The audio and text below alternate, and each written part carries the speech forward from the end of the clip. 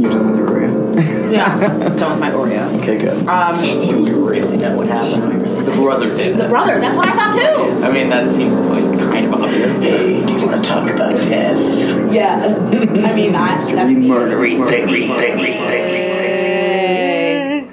What's up? Hey everybody, happy Halloween. Happy Halloween. Best time of the year. Trick or treat. Trick or treat, smell my feet. Give me something good to eat. As you if know, you don't, I don't care. I'll pull down your underwear. I've never heard that one.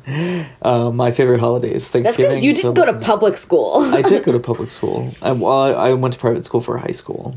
Oh. All before that was public school. Yo, public school, high school is crazy. Yeah.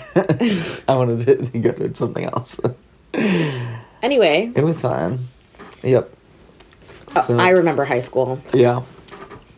High school was... It wasn't that long ago for you. Time. Shut up. Welcome to Mystery Murdery Thingy. Oh, yeah, this is Mystery Murdery Thingy. I'm Chloe. I'm Mario. That's Mario. What's up? I'm just going to keep saying what's up to you throughout the whole episode. What's up? What's up? What's up, girl? Can I have your number? Can I have your number? Can I have it? That was from Mad TV, right? Yeah. We were watching Oh, that's a French-ass name, Yvonne. Yvonne. Oh, that's a French-ass name. My little croissant. Some cheese on my croissant. My delicate. What's your name, Delicate? Yeah. Can I have your... Can I have it, though? But can I have it? Can I have it? Can I have it? Look up... What was it on YouTube? Can I have your number? Can I have your number? Just Mad put that. TV. I feel like most people have seen that. I hadn't seen it. You haven't seen it because you're not a millennial. Well, I watched a lot of Mad TV. You're like a late millennial, and I'm like an early millennial. But see, the difference is I also watched In Living Color. I watched a little bit of In Living Color. Yeah. Not as much as I watched Fresh Prince or Saved by the Bell. Right. Or Full House. I didn't watch Saturday Night Live that much. I didn't watch SNL either. I watched... The one time that I sat down to watch SNL was when baby Justin Bieber was on it. He was 15 years old, and I was goo goo gaga for fucking Justin Bieber. You were a believer. I was a huge believer. I had Bieber fever, and I had it bad. Gross. You got fucking cured. That was Thank God. Interesting 2 years of my life. Yeah. He's weird. So you saw that thing that he was involved in with the eating the burrito from the inside out. That was like a hoax or whatever. I saw a headline, like a passing headline, and then I didn't care. I've only seen headlines. I only saw headline because I didn't care. Scrolling through the news, I saw a picture that he ate it sideways. But apparently that's not true. It was like some Twitter hoax or something. I don't care. You're on Twitter a lot more than me. I love Twitter. You didn't see that on Twitter? Well, no, Twitter's been talking a lot about sports lately.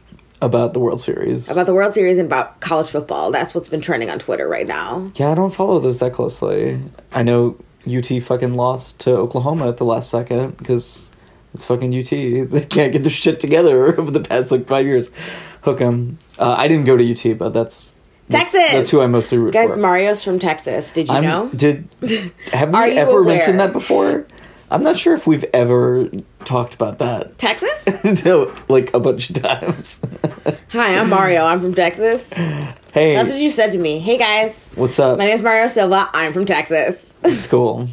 Whatever. I'll make it back there someday. Should we get started? We should get started. Okay, who's gonna go first? Who went first last time? I think I should go. I think we played rock, paper, scissors, and I went first. I think I should go first. You said yours is really mysterious, right? Yeah, mine's weird. Mine's bizarre. Yours is really weird. Okay. Yeah. Okay, let's go. Let's do yours second. Oh yes, we're doing Halloween mysteries, everybody. So we thought in honor of Halloween that we would do stuff connected to Halloween because it's super innovative, right?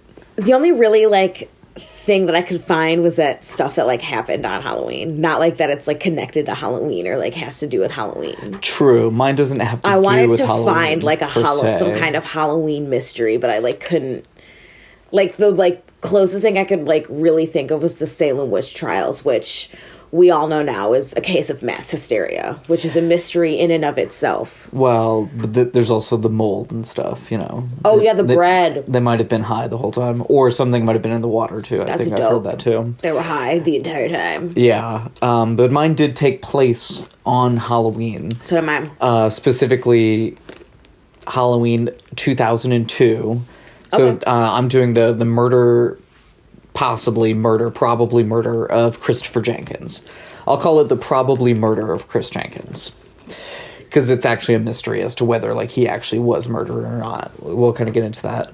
So it's Halloween night, 2002 in Minneapolis, Minnesota. Chris Jenkins, he's this, like, really kind of, like, preppy, up-and-coming senior at the University of Minnesota. He's, like, I think he was a lacrosse player. He played some kind of sport. Oh, lacrosse is hard. Lacrosse is hard. It's also really fun to watch. He was super popular. You know, he was just like, I got really good grades. He was like getting a business degree. He had like job interviews lined up. You know, he was like an up and comer, right? And he was out with his friends. He was wearing a sort of unfortunate American Indian costume. I did see a picture of it. But it's 2002. But it is also 2002. I guess, you know, if you things not are a that little it's different. ever really okay, but Right. But you know, it is what it is. So he was dressed up like an American Indian, and he was out at like this kind of kegger, you know, I assume like on campus probably or somewhere around there. And at about 10:30 p.m., the group decides they're going to head downtown, right? They're going to hit the bars. yeah. And they go to the Lone Tree Bar and Grill, and about an hour and a half, 2 hours later, Chris is actually kicked out. It's not really clear why exactly, but 2 off-duty cops who were, like, security at the bar that night kicked him out. And because he was wearing a costume that had no pockets, he had left all of his stuff with, like, a female friend of his. Oh. So he didn't have his keys, he didn't have his phone, he didn't have a coat, he didn't have his wallet. Like, he was just completely kind of, like, destitute out on the street. So it's, like, you know, past midnight, not a good part of town, super cold. It was apparently like 20 degrees that night. Whoa. And no one like totally really knows what happened to him after that point. So that's kind of like the mystery. That's scary. But when his friend went to give him his stuff back the next morning, she found that he had not been back to he wasn't at his apartment. Like, she knocked and whatever, and he wasn't there. So she calls his parents. His parents call the police. Like, they start the search. And his parents, like, immediately thought, like, oh, no, something's happened to Chris. Because, like, he was, like I said, like, super responsible, like, always called home and everything. So they're just like, oh, fuck, what happened? So the police's first thought is, oh, he must have walked across the Hennepin Avenue Bridge, which apparently is pretty close to there. But the parents got a hold of the cameras they were pointing at the bridge. There was some from like a bank, and they didn't show anybody that looked like Chris walking across the bridge that night.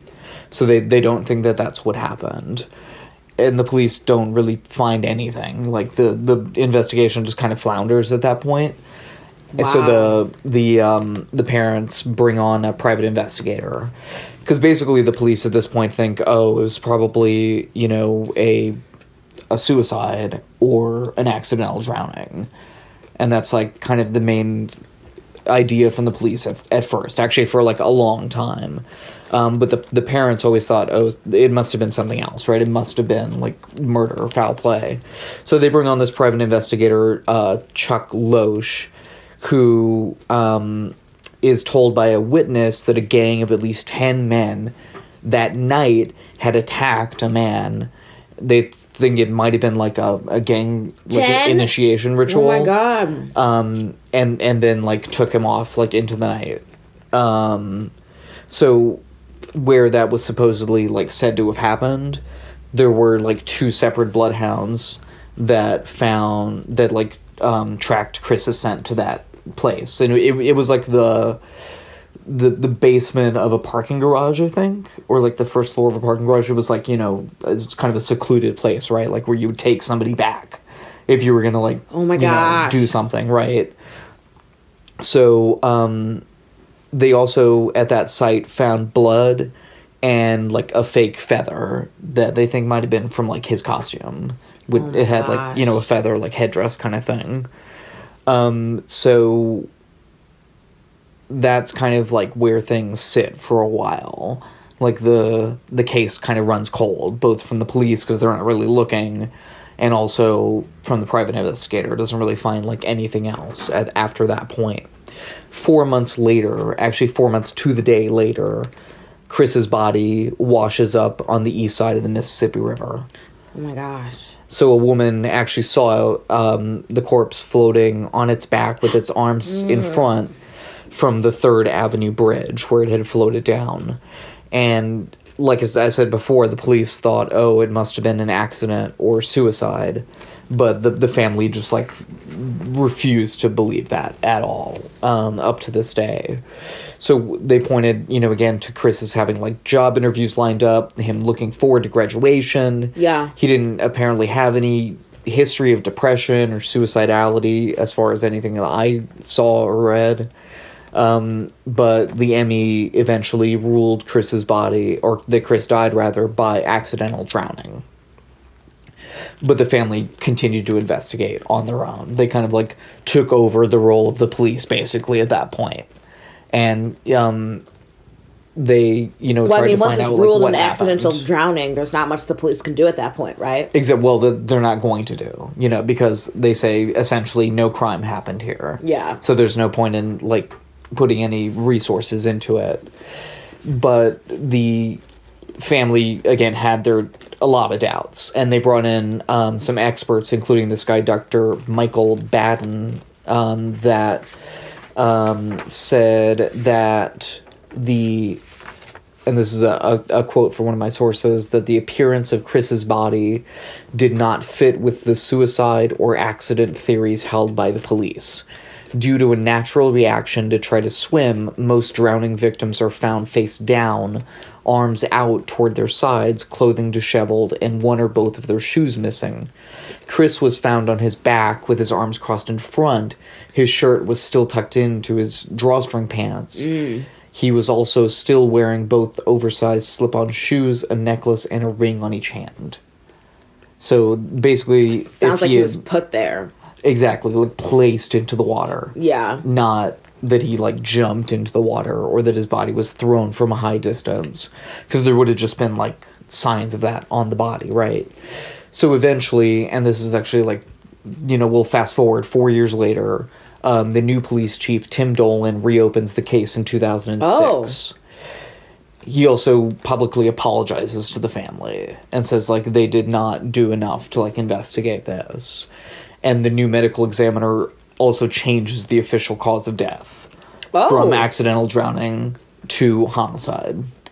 Wow. That's a big step. Yeah. So the police basically, after 4 years, says, we got it wrong. This was a homicide. I think it's just the accumulation of like, evidence. Okay. You know, and the family's just, like, keeping on it, you know, and doing their own investigation and all that sort of stuff. I think when the new police chief looked it over again, he thought, well, this is kind of suspicious. There was also a sort of, like, jailhouse confessor, you know, or like a snitch, you know, whatever, so to speak, who told authorities that he was there when Chris's body was thrown from the Hennepin Avenue Bridge. So they thought, like, oh, big, you know, break in the case, right? So until they started, like, kind of thinking about it. So the authorities thought, okay, but this sounds, like, pretty unlikely. The Hennepin Avenue Bridge, where this guy said that this happened, it's really brightly lit. There's, like I said before, lots of cameras on it. Lots of traffic going over it. They would have seen something. Someone would have seen something. Someone would have seen something. Yeah. Exactly. Which was actually, it's funny you say that. That was the kind of, like, quote that they had on the, I think, first poster that they put out to try to find Chris. You know, people always put out, like, you know, missing persons posters. Yeah. And it had that quote on it, someone knows something. Yeah, there's also a, like, security railing and, you know, just, like, a lot of stuff that they would have had to throw the body, like, over and around. So it just didn't really make sense. And also the body didn't really have that, like, trauma consistent with being thrown over this bridge. So they think, or at least I think, this is probably, like, a false confession. That this guy just wanted to get, like, better treatment or a deal or attention or something. Yeah. I don't know. But this case, you know, that's kind of the way it goes, right? Like, stuff comes up, but it's never really clear what's true or what's real. And there's, like, a lot of, like, strong feelings from the different investigators that have been involved in the case over the years about, like, whether this was suicide or homicide, you know, who might have done this. There's, like, really, like, not violent, but, you know, very ardent, disagreements about these things that I saw. And, like, I was telling you, I watched the ID channel, like, episode about this, or one of them, and the two guys, like, disagreed, like, a lot. So there is evidence that seems to show that Chris suffered some kind of trauma, right? Because there was, like, the bleeding, right? Presumably that was his, like, blood there. I don't know, but I never heard about any, like, testing or anything, but I'm assuming that it was, like, his blood that they found in, like, the parking garage, right? Yeah. But, I mean, if the witness said... If the witness said there was 10 people, could have been anybody's blood. Even if that was Chris getting jumped, it could have been somebody else, too, I guess. Yeah, it's hard to know. So, presumably what happened was, you know, he was taken to that parking lot. He was driven down to the river, like, drowned there, killed some other way, put into the water. You have to also remember that, like, his body was in the water for 4 months. So there was, like, a lot of, like, degradation. It's harder to analyze. Exactly. It's, like, hard to, you know, evidence is, like, lost after that point. So we'll probably, like, never really know what happened to Chris Jenkins. Like, that's kind of, like... It is, like, a really, really big mystery. And it kind of, like, ties into this bigger mystery that I didn't kind of, like, really know I was going to get into at first. But I don't know if you've ever heard of the Smiley Face Killer or the Smiley Face Killers. Was he found with a smile on his face? No, it's not that. So... so this is this other thing that people have tied Chris Jenkins's or possible killing possibly into. So we're getting into kind of, like, you know, speculative territory here, but, you know, again, embrace the mystery, right? Yeah. So the Smiley Face Killer or killers, it's this series of unsolved drowning deaths, 45 of them. What? That some people think are linked. These happened in 25 cities in 11 states between 1997 and 2008, approximately. So these possible victims, right? These men who, and they were all men as far as I heard, to whom this happened, were popular, athletic, good students. Sound like anyone we profile, know. Exactly. Yeah. Or the victimology or whatever. He fits the, you know, possible victimology. So we don't even really know if they were murdered or not. Which is the weird thing about all of this, right? Although obviously it's tragic. You know, these people died. Like, yeah. They were victims of something. So also, you know, these graffiti of a smiley face that was found on a lot of the sites where the bodies were dumped or where they were found. That's you know, weird. whatever. So this, like, showed up in, like, a lot of these places, so it made them think there was, like, this kind of, like, connection between them as well. Was there graffiti at where Chris was found? Not that I heard of. So this, you know, kind of, like, smiley face killer theory, it's mainly proposed by these two retired New York City detectives. Their names are Kevin Gannon and Anthony Duarte. There's, like, a picture of them on one of the articles that I read. I think it was the All Things Interesting article. Okay. And it looked like they had, like, a, you know, like an A&E show together or something. Yeah. You know, it's like, the investigators. Tonight on A&E. Yeah. Tonight at 11. I think that's probably already a show, isn't it? The Investigators. I don't know. It's too generic. Anyway, and like you were talking about before, like, the victimology is a big reason why they think these things are linked. So other than being similar in, like, race, you know, gender, social standing, all that sort of stuff. Most of the victims were also drunk, like Chris Jenkins, and leaving a party. Now, this has led most of the police to conclude that those cases are ones of, accidental drowning, like they initially thought with Chris Jenkins' case. But Kevin Gannon and Anthony Duarte are just, not so sure, right? And one of the things that points to this is that at least one of these, the person was not known to drink at all. So they know that he wasn't drunk. But the case that kind of sparked the investigation for the two detectives was the drowning death of Patrick McNeil in New York City on February 16th, 1997. McNeil was seen leaving the Dapper Dog on Manhattan's Upper East Side and then never seen again. Is that a bar? Alive. That's a cool a bar, name yeah. for a bar. That is a cool name for a bar, I agree. The Dapper Dog. And unfortunately, Patrick's body was found on April 7th floating near a pier in the Bay Ridge section of Brooklyn, where it had floated to. So Kevin Gannon basically made this, vow to the family, right? Solemn oath, right? I will find out what happened to your son. And this became his, his, life goal. His life goal, his raison d'etre, if you will. Ooh. Is that French? Yeah, his reason for being, his path. Deja vu. Oui, oui, baguette. I felt the hour. My little baguette. Or what was it? My little croissant. Some cheese on my croissant. Oh, my croissant. Oh, you almost made me drop my croissant. What is that from? It's a Vine. Oh, okay. I don't know. So Kevin Gannon makes this oath, to the family of Patrick McNeil. I'm going to find out the truth, what really happened to your son. And because, again, the police had thought, this was just an accidental drowning. So what they found out from that point, and this is 2001, when this kind of, all started up, and Kevin Gannon brought on his old partner, Anthony Duarte, who had, by that time, also retired, to kind of start. I think they have, a private investigator, firm together. And they start looking into these cases. And in the Patrick McNeil case, they found out that the body actually had several signs of trauma pointing to foul play. Like that Chris there were Jenkins. That there were ligature marks on the neck.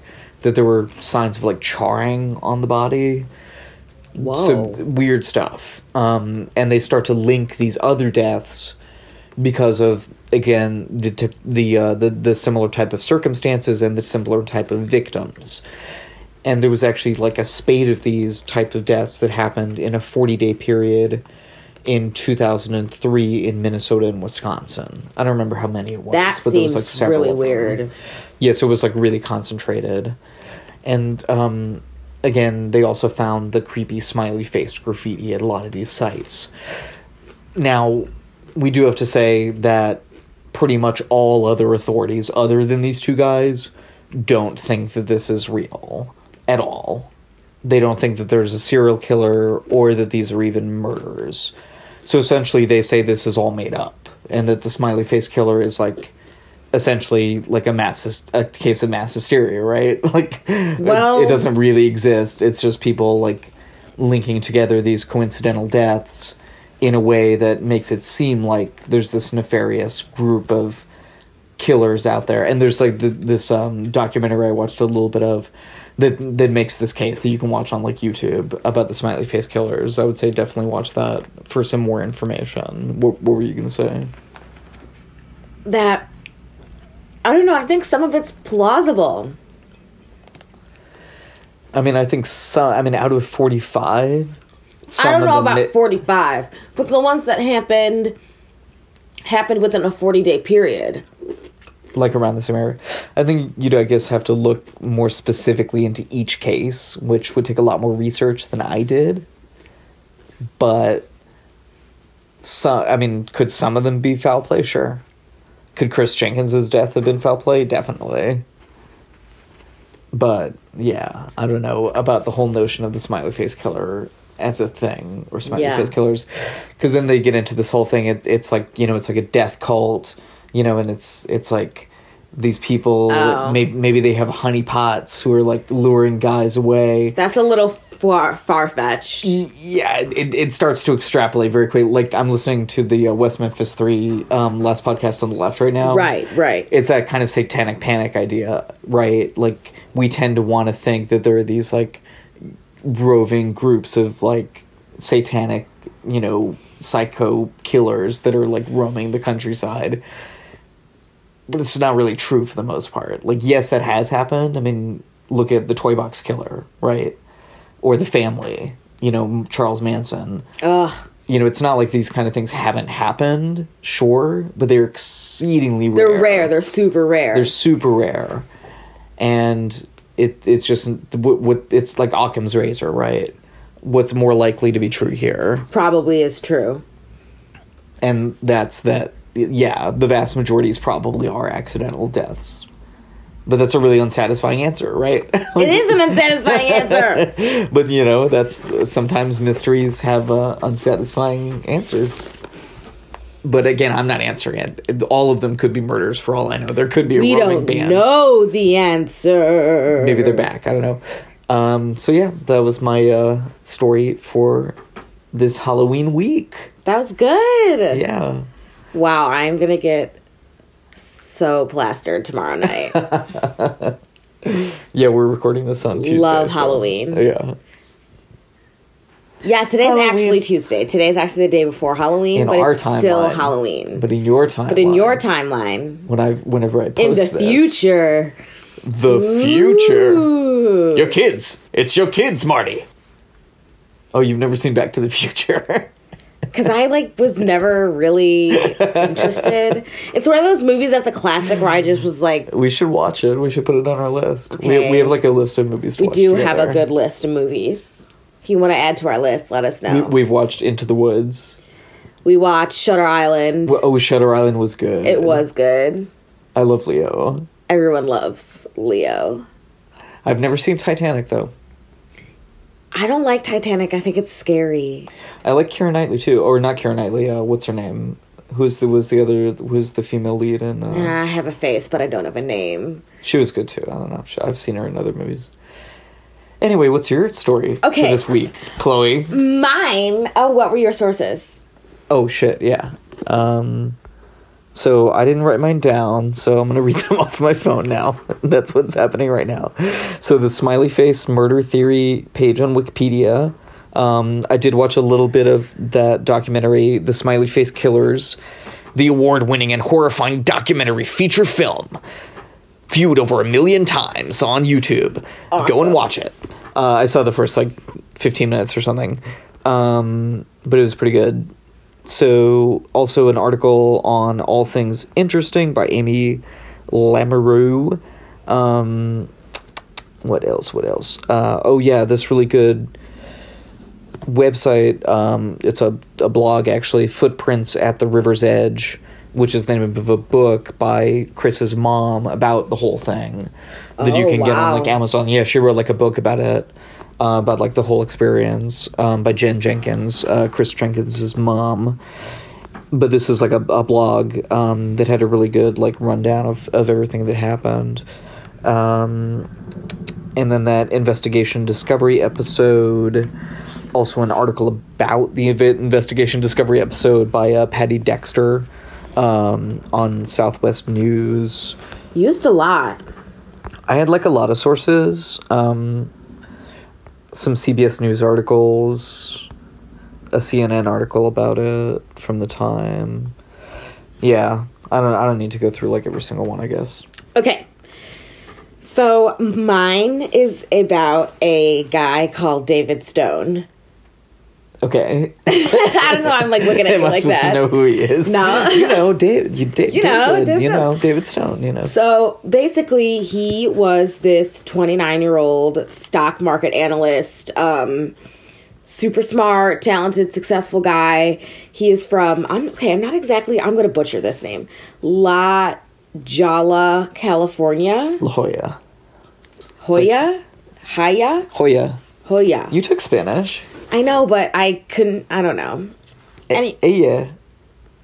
Yeah, it's like its own letter in the alphabet. It is its own letter. Which is weird. So it was Enye. And ere. And ch. Eche. Eche. Perro? Dog? Yes. You know Spanish. Map. Look at you. La mapa. Good. On the map, on the map, on the map, on the map, on the map. Dora, anybody? No. Okay. Did you know in other countries she teaches English? Really? I did not know that. Anyway, we're way off topic. That's true. So, he's from California. Who is this guy? David Stone, 29-year-old stock market analyst from California. Like I said, he's like successful, pretty normal guy. He was really into the New Age movement. So he disappeared in 1988. It is the dawning of the age of Aquarius. Age of Aquarius. Yep. So this is like really popular in the UK in the 70s and the 80s, but then it became even more popular in the US in the 80s and 90s. Right. So it's basically a religious... Also amongst some people now. Yes. It's a religious movement. It's like coming back. It's weird. It's true. And astronomy is like trendy, or astrology is like really trendy right now, and it's kind of annoying. Yeah, I mean, like most things, it's like, I can't discount or disprove it. It's sort of disprovable, so it has that, I guess, going for it. Guys, look. But I'm an Aquarius, Mario's an Scorpio, okay? We're supposed to have... Aquarius! We're supposed to have, like, a violent, tumultuous relationship, and we're really fine. Although, I mean, I've read some of those things in previous relationships, and it's been pretty spot on, so I don't know. But they're also written... Exactly. They're written kind of vaguely, and, it can kind of fit into a lot of things. And it's like the placebo effect. And it's things that you would want to be true. You want it to be true, exactly. Okay. The New Age movement, religious movement, popular in the 70s and 80s. So it focused on a quote, new age of love and light and happiness. It utilized personal transformation and healing. A lot of it had to do with spirituality. Its strongest supporters were esoteric. They followed esotericism. So esoteric means having an inner secret or meaning. So it's a religious perspective that's also based on gaining mystical knowledge through like self-awareness and sometimes ritual magic and things such as that. There have always been these strains and different religions of like mystical, Yes. Like there's like a mystical Judaism and like a mystical version of Islam and a mystical version of Christianity, and yes, I think it's kind of it's like the cool version. The cool version. They're like they're a little more chill. Yeah. They're like a little more like, hey man, they're like the hippie version of. Is that what it is? Are they the hippie versions of each of them? They sound kind of like peaceful and... I guess it's all about like oneness and like, be like embracing the mystery, right? Yes, but it also has this eclectic structure where there's like multiple theories and multiple styles and ideas. Uh-huh. But in the end, it's all focusing on spirituality and, being one with yourself. And some of it also focuses on communicating with semi-divine beings like angels and things like a mystical knowledge, like you're saying. Yes. Yeah. So our story begins on October 28th, 1988. David had a Halloween party at his apartment where he got into an argument with a friend that turned into an all-out attack. Wow. He started hitting him repeatedly. So after this violent outburst, he left the party. And he told everybody else to leave too. So he told his friends and his family that he was going on a trip to reflect and that he would be back in a few days. I know, it's very odd. All of this is very bizarre. So, on the morning of Halloween, 1988, David walked into the desert 145 miles east of Tucson, Arizona. he was spotted by a farmer, and the farmer started, talking to him because these people aren't usually out here. There's usually not tourists on this side of Tucson. He saw him walking down there are like two accounts. Either he was like walking down a dirt road, or he was like on this guy's property. Like, I think he was like on the farmer's property. Okay. But it was on like kind of the edge of the desert. Yeah. The farmer talked with him, and he noted that he was dressed inappropriately for the weather. He was muttering, and he told the farmer that he was, quote, in search of the beast, end quote. Whoa. Yeah. That's a weird thing to say.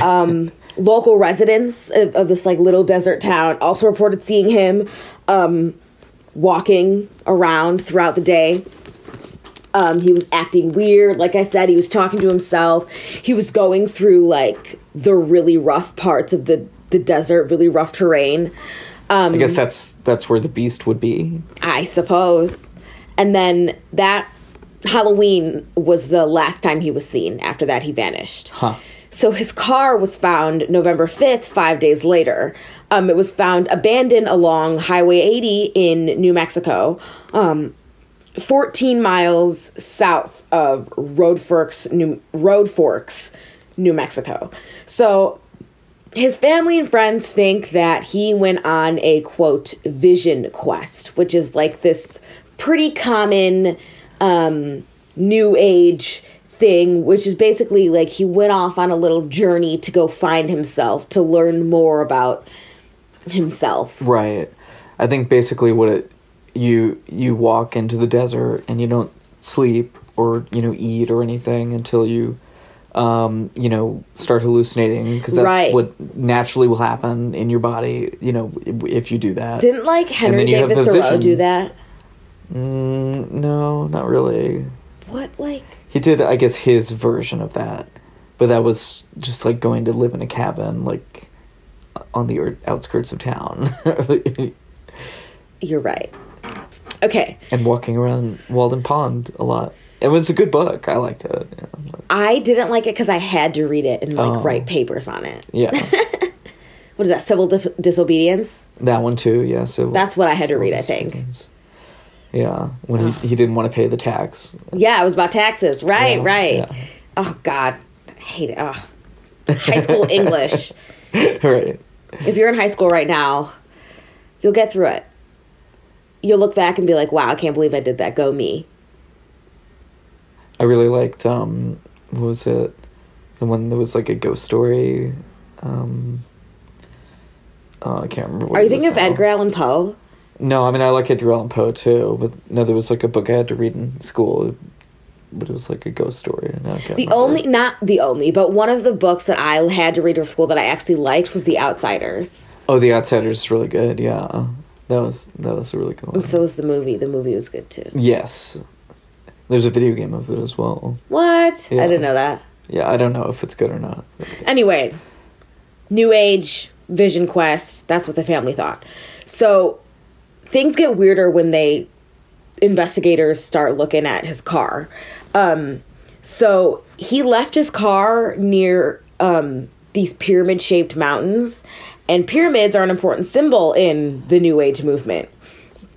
They also found a pyramid fashioned out of rocks. They found two pyramids like made out of rocks, surrounded by like a big triangle. And David's Rolex watch was also found next to these things. Oh. 3 miles further north, etched into the soil, was the Fibonacci sequence. So the Fibonacci sequence, for those who don't know math, I didn't know what it was. I had to look it up. 0 plus 1 plus yes, 1 yes. plus 2. It's a series of numbers where each number is the sum of the two preceding plus numbers. 3 so it's plus 5. 0, 1, 1, 2, 3, 5, 8, 13, 21, You're 34. reading them off of paper. You're right. But I never claimed to be good at math, okay? I just claimed to know what the Fibonacci sequence was. So it's something that's also used in stock analysis. So it wasn't like a weird thing that he like knew it. It's also a thing that's used in the movie Pi. as a device in the Darren Aronofsky movie Pi, which is really good, which is where I initially heard about the Fibonacci sequence. Oh, okay. Yeah. But what was weird about this was that his ended in 18 instead of 20. So it said 0, 1, 1, 2, 3, 5, 8, 13, 18 instead of 21. So it wasn't correct. Right. So some of the theories for that is that his jersey number he played high school football was number 18. His car was found in mile marker number 18. Also, this is what Reddit said, and this is what I think is the most plausible, that he skipped a number and added wrong. So, the sequence 0, 1, 1, 2, 3, 5, 8, 13, 21, and he added 5 and 13 instead of 8 and 13 to get 21, and so we got 18 instead. Sure. That does seem the most plausible. Makes the most sense to me. Yeah. But why would he be writing the Fibonacci sequence in the dirt anyway? Exactly. So bloodhounds tracked his scent 13 miles north from bloodhounds. That's like the second time they've come up this week. Right. Good dogs.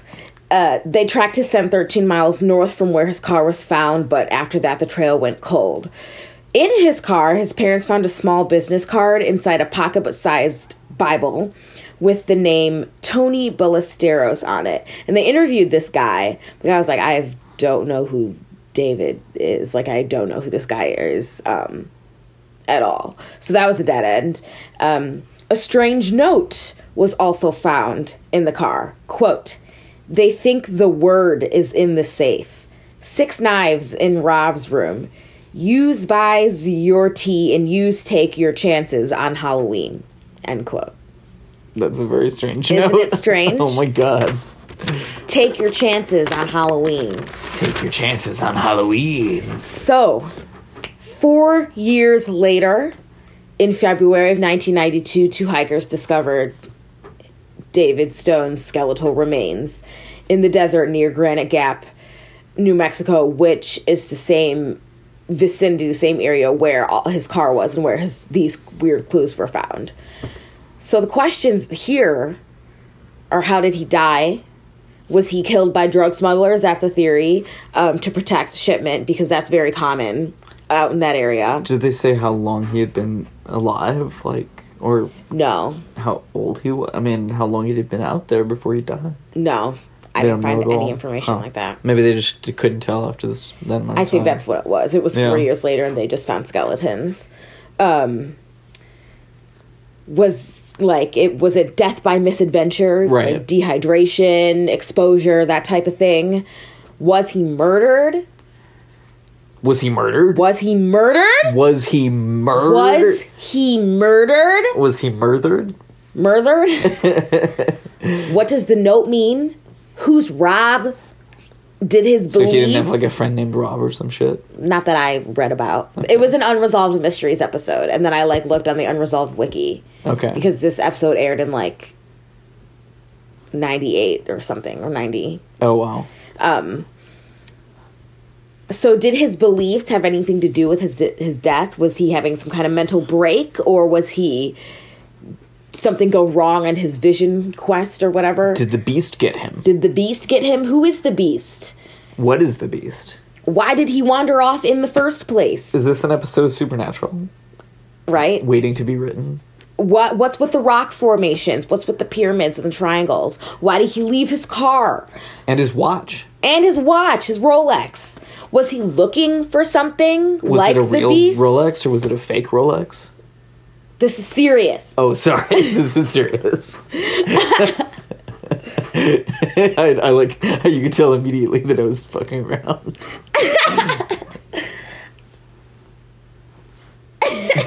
Okay. What does the beast mean?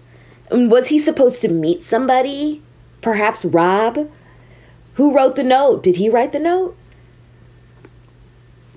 Yes. That's the end of my mystery. Definitive answer. That's a good the mysterious story of David Stone.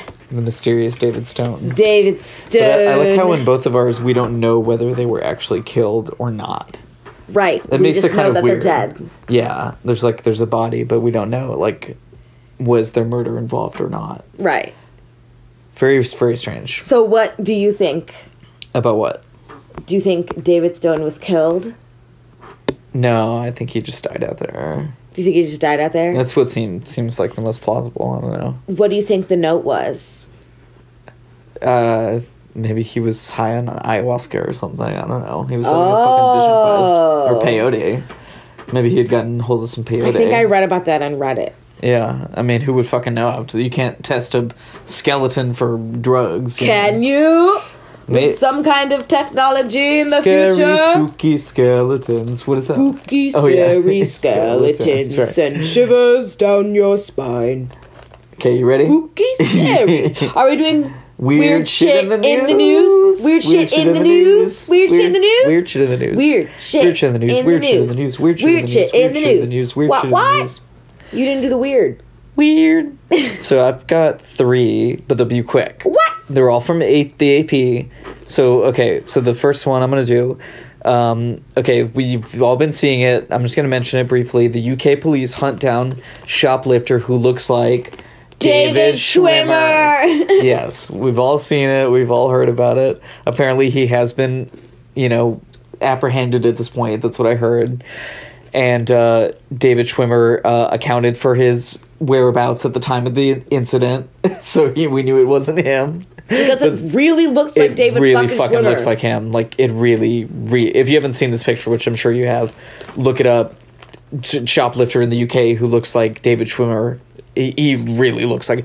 And then David Schwimmer took a picture, of course, and posted of him holding the whatever. This guy's stealing Cokes or something. Yeah. Yeah. Such a fucking idiot. His face is full up on camera. But yeah, David Schwimmer took a funny picture of him doing the same thing. So second one I'm gonna do, blowtorch used to kill spiders may have started house fire. Okay, so this fucking really dumb guy who he was I think house sitting for these people. No, that's worst case scenario. I know, and he saw spiders which he thought were black widow spiders. So that's his defense. He was very scared because he thought he had seen a black widow spider. So he thought it'd be a good idea to use a blowtorch to try to kill said spider. It was on the outside of the house, but then the house caught on fire, and the fire department had to respond. Nobody was hurt or anything. So the last one I'm going to do, this is kind of a good shit in the news. Judge chases prisoners, nabs one during attempted escape. So this... What? Yeah, this judge in Chehalis, Washington, if that's how you say that. So there were these 2 defendants, were their name Tanner Jacobson, 22, and Cody Howard, 28. It's the freaking kids. Yeah, they decided instead of going, back to be detained or whatever, they were just gonna make a run for it out the front, literally just out the front. Oh, they were still shackled and everything, what was their but plan? Keep running. I don't know till you can't run no more. Gonna hop on a train? Feet don't fail me now. Gotta get away. So feet can't fail me now. While they were running away, the judge took it upon himself to jump up and start chasing them, and he actually caught one of them just as he was about to go through the door. At the front of the courthouse, and then they caught the other one a few blocks away, because of course they did. And they're not just gonna get away. You gotta plan an escape. You gotta have a plan. You gotta get people involved. You gotta get a chisel. You gotta have money. You gotta get extra clothes. You gotta these things. I was listening to the stranger beside me. Right, he had a meticulous plan. That's why he was able to escape twice. And stay escaped for months. Not that I'm saying it's a good thing. It's not good. Ted Bundy we're talking about. Talking about Ted Bundy, the stranger beside me. I forgot that happened. Yeah, the whole thing that he's most known for, the Kyle Omega murders, happened after he escaped from prison in Utah, I believe. Oh, I didn't know that. And then he went to Florida and murdered all of those Kyle Omega girls. The sorority girls, yeah. So... Definitely, but these idiots got caught super quick. I had a roommate freshman year who was in Cayo, and I told her about that, and she wasn't as fascinated by it as I was. And not the same sentiment at all. Right. Anne Rules was actually in Chi Omega as well, she said. So it was weird for her. But no, I remember when, I think, didn't LPL do an episode where one of them went down there and, like, they got really pissed at him or something? Oh, maybe. It's probably Henry. I think that happened. I can't remember. Anyway, okay, so my weird shit in the news is from, how do I say that? Valdosta, I think. Valdosta? Yeah. Is that California? I'm not sure. It just says Valdosta. Huh. So, construction workers bit off more than they could chew Tuesday when they discovered teeth buried in a building wall. What? So, basically they were renting a commercial space at the TB Converse building when they found an estimated 1,000 teeth buried in the second floor wall. The fuck? Yeah. So, it's confirmed that the crew members have disposed of the teeth. Good. But the question as to how the teeth got into the wall has been raised. So a researcher named Harry Evans for the Historical Society said the Converse building was constructed in 1900 and its first tenant was Dr. Clarence Whittington, a dentist. Oh. So, he just put all the extracted teeth in the floor? I guess. What a weirdo. Where do you put your teeth? I put my teeth in my mouth. Oh. And that's where they've always been. So works out pretty well. Yeah. There's two other Georgia cities, Greensboro and Carlton. Both have had buildings where teeth have been found in the walls as well. Quote, I'm not sure if it was a common practice between dentists at the time, but it's very strange that there are two other people that said, hey, we've had that happen too, end quote. Very strange. Okay, weird dentists. Not the first or last time we're ever going to hear about a weird dentist. We're talking about Little Shop of Horrors earlier. Little shop of horrors, little shop of horrors, oh, oh, oh, oh, oh. Yep, that's Cut that out. Cut that out. Cut you out. Cut it out. Cut it out. Out. You're Cut out. it out. Thanks for listening to the podcast. Oh, yes. Thanks for listening. On Halloween Tell all Wednesday. your friends. Happy Halloween. Everybody go get some Halloween. candy. If you're 21 and over, go trick-or-treating. I think that'd be funny as hell. Don't. You creep people out. No. No, go see Halloween. It's good. Okay. I'm not going to. Not you. I don't like horror movies. But yeah, tell your friends about the pod and all the stuff and things. And follow us on Instagram. The gram. Okay.